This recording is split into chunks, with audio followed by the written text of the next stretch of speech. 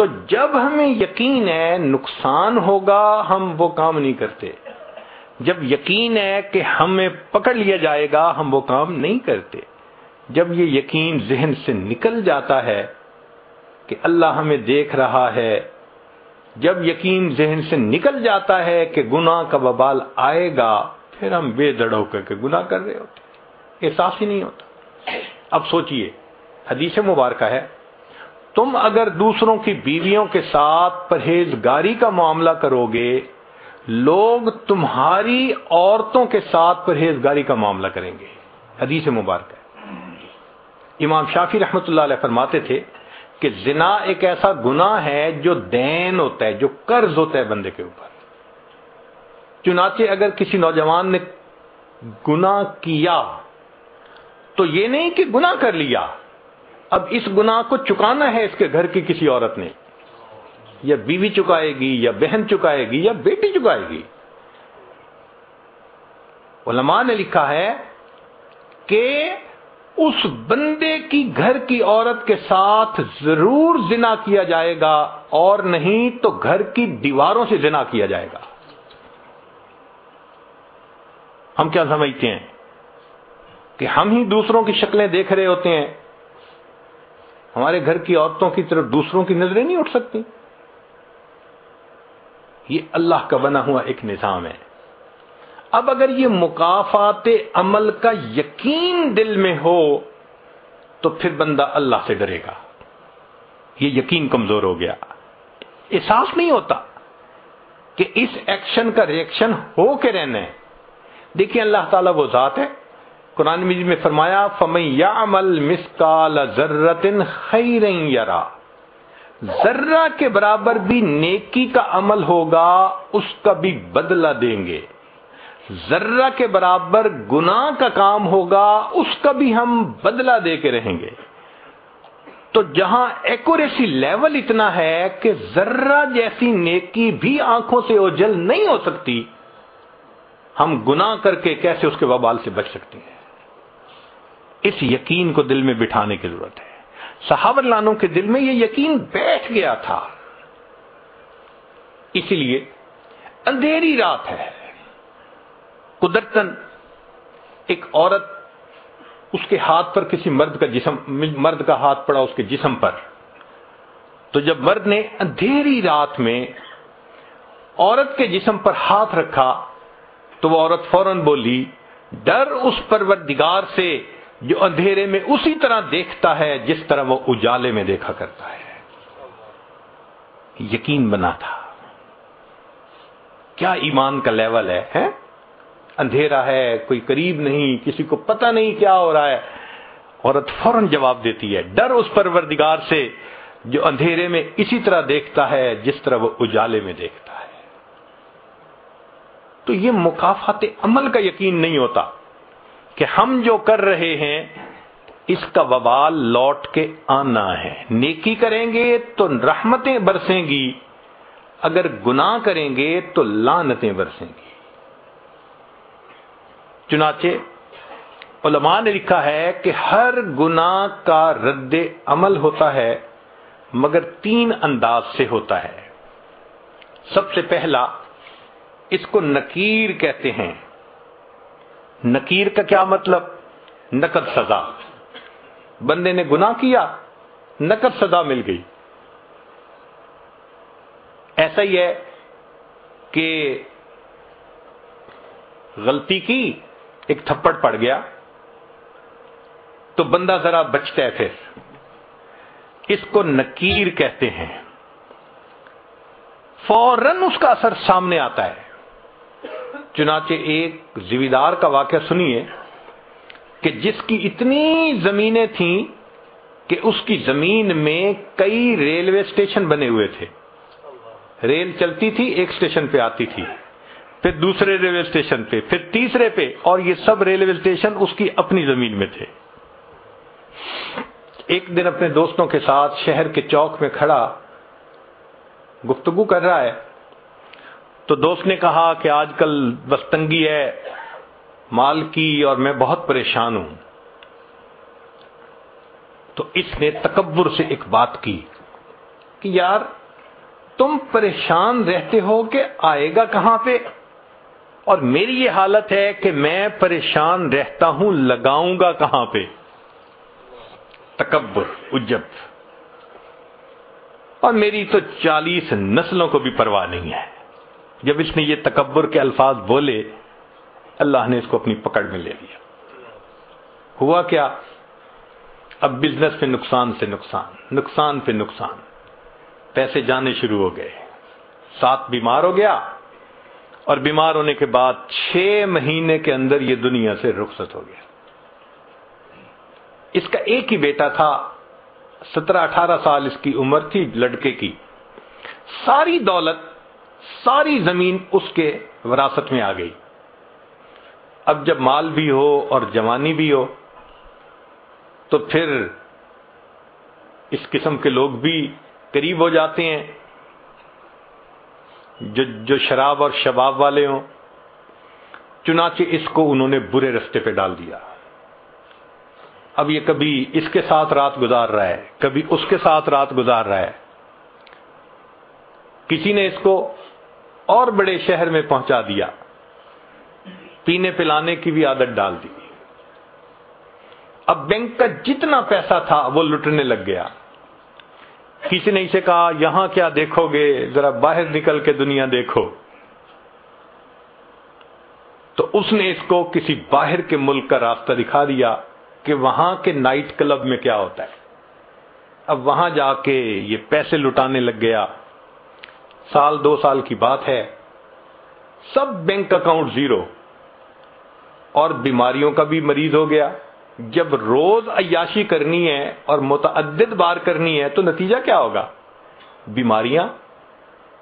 نوجوان بچہ ہے مگر بیمار. اب زمینیں بچ گئیں، یہ کیا کرتا؟ زمین کا ٹکڑا بیچتا، جو پیسے ملتے پھر باہر کا ٹرپ لگاتا، پھر آ کے زمین کا اگلا ٹکڑا بیچتا.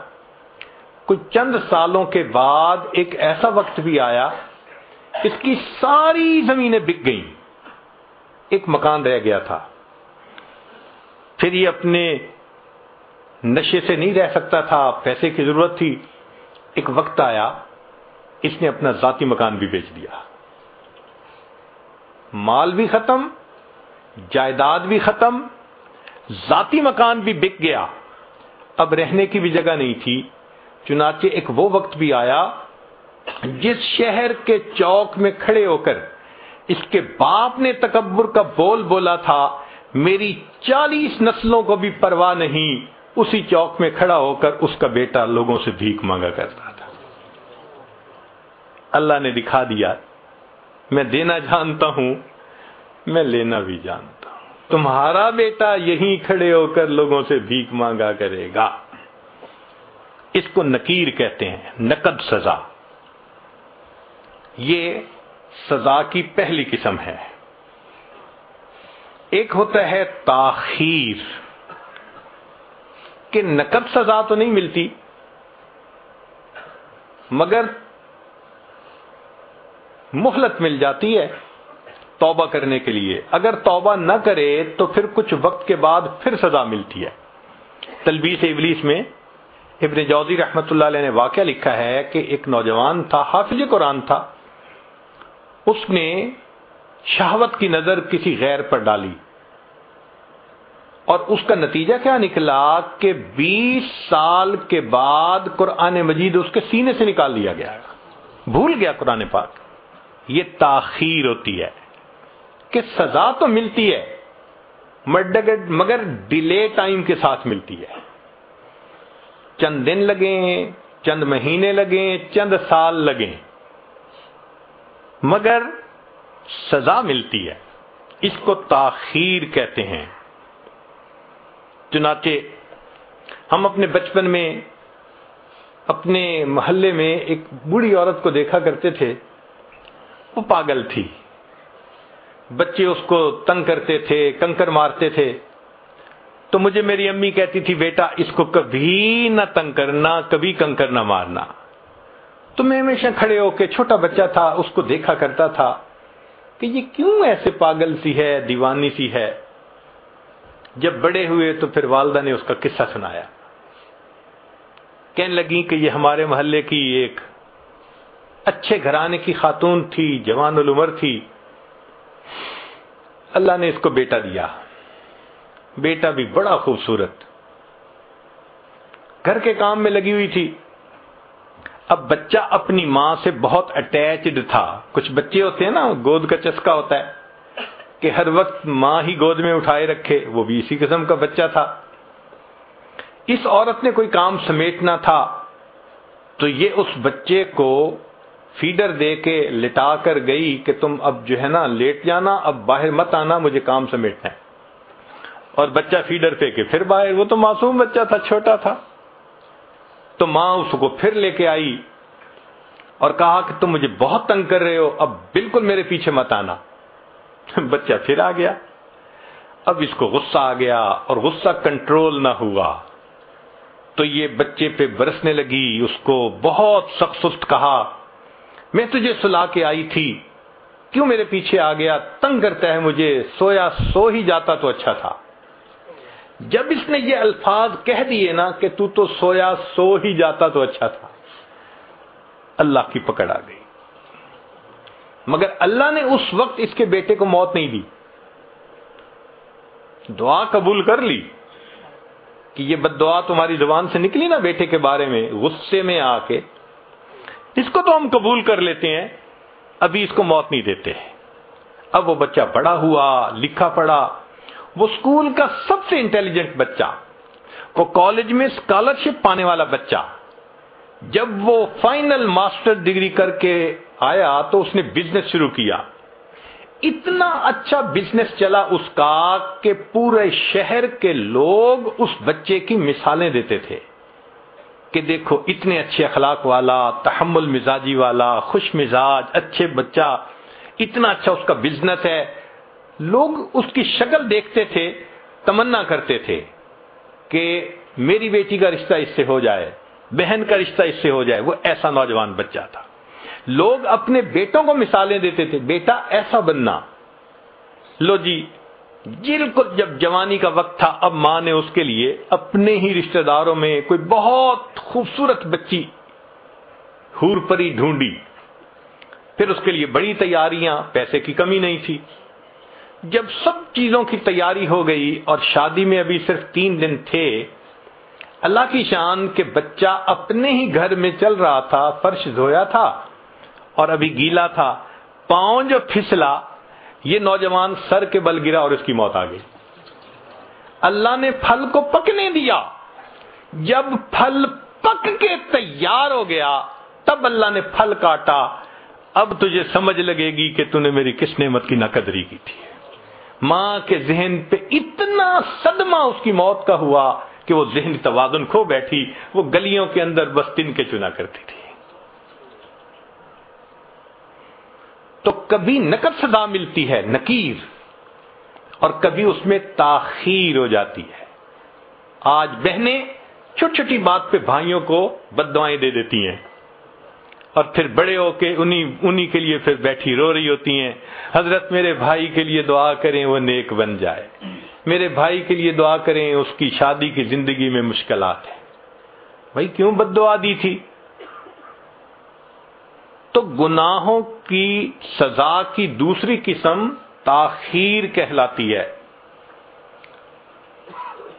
اور ایک اور بھی صورت کہ گناہ تو کیے جوانی میں، اللہ نے بڑھاپے میں بیوی کو نافرمان بنا دیا۔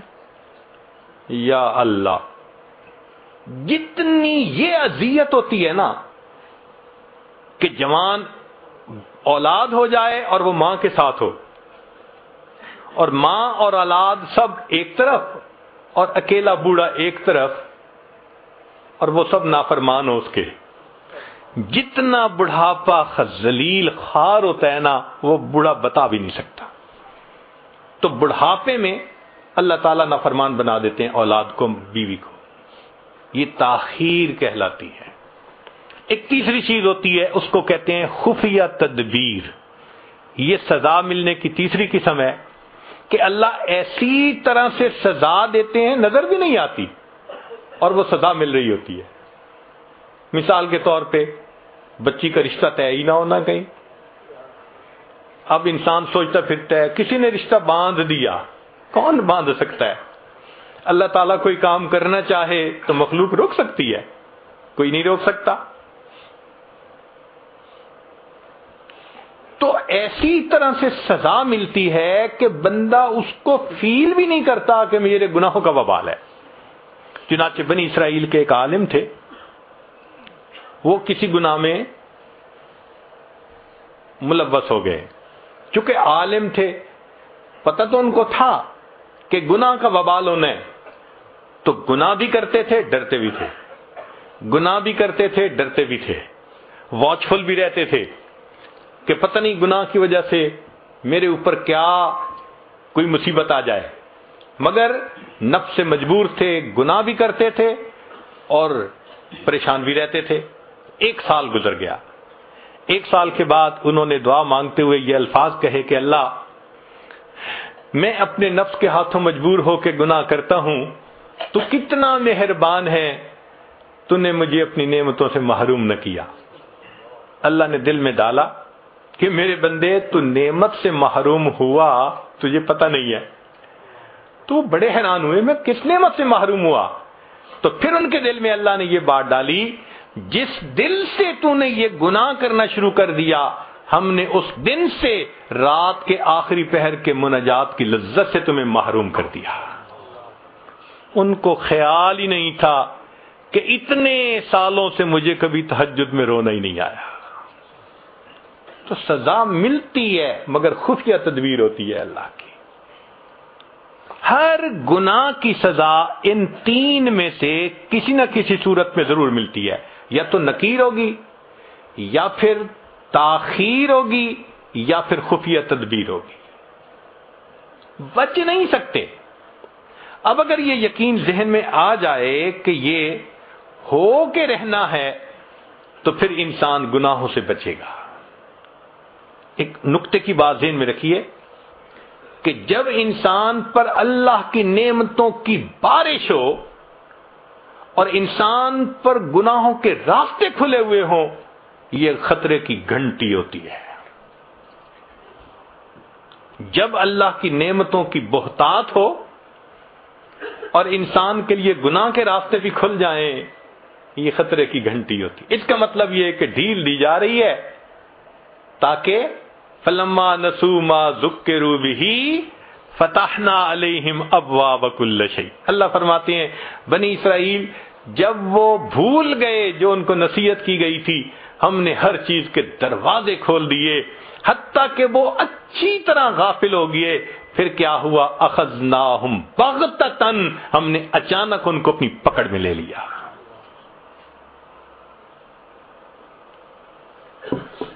ہمارے اکابر نے لکھا ہے کہ انسان اپنے دل کو دیکھے تو خود ججمنٹ کر سکتا ہے کہ دل منور ہے یا دل سیاہ ہے۔